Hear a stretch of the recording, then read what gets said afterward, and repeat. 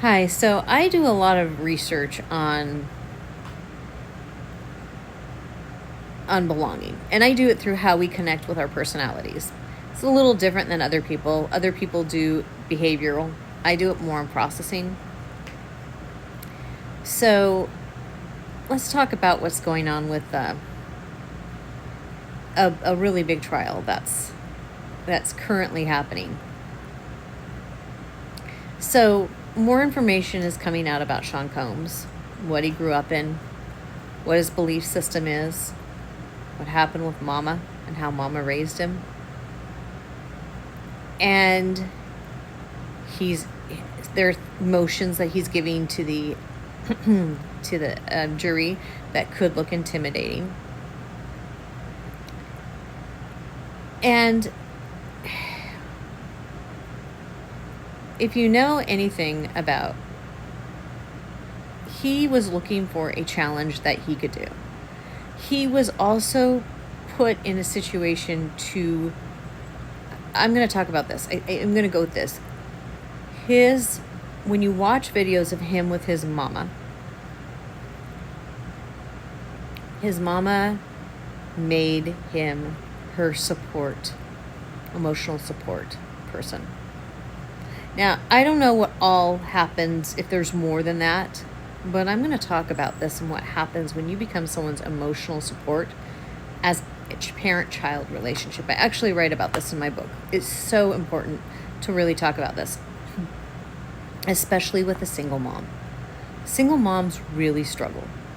They don't have a husband, or if your husband or your partner, whether your partner is LGBTQ, whatever, is not supportive, a lot of times they'll tap into one particular child, and that child, whether it's the oldest male, whether it's the oldest child, whether it's the oldest girl, whether it's their favorite, however that looks, they'll tap into that child, and that child will be how that parent hands them over that emotional.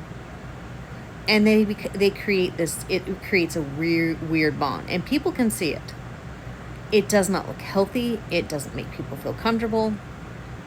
And so what can happen is it really messes with the young person's head, because they're taught that they have to take care of Mama. They're taught that they have to hold Mama's emotions. And a lot of anger happens in that child subconsciously, because they are dealing with someone who's being an emotional vampire to them. It's just what it is. That's what they're dealing with. So some of the things that people can do around this that I think are super important is, first of all, if you're a parent who's doing this, recognize it.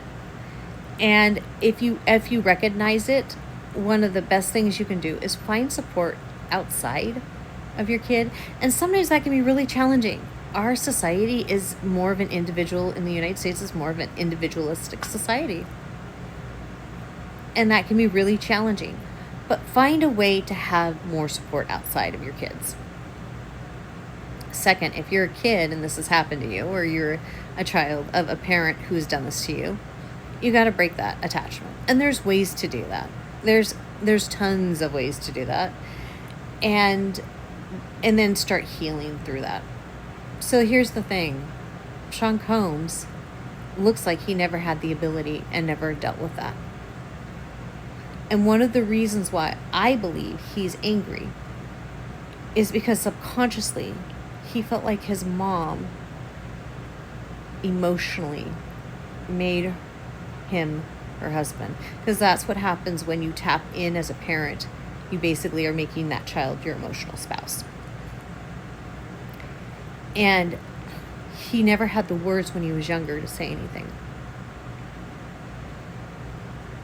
You can tell this by the way they look in their videos as a relationship. It just looks weird and unhealthy. It looks like, what is she doing? And what happens is, again, subconsciously you start to feel it. You start to get angry. You can't escape it. You don't know what to do. So there are ways to let go of that, but you got to spend the time with yourself to let go of that. And there are articles out there, tons of stuff they're starting to talk about this more. It is not okay to do this to your kids. It's not okay to be an emotional vampire to your children. It's just not.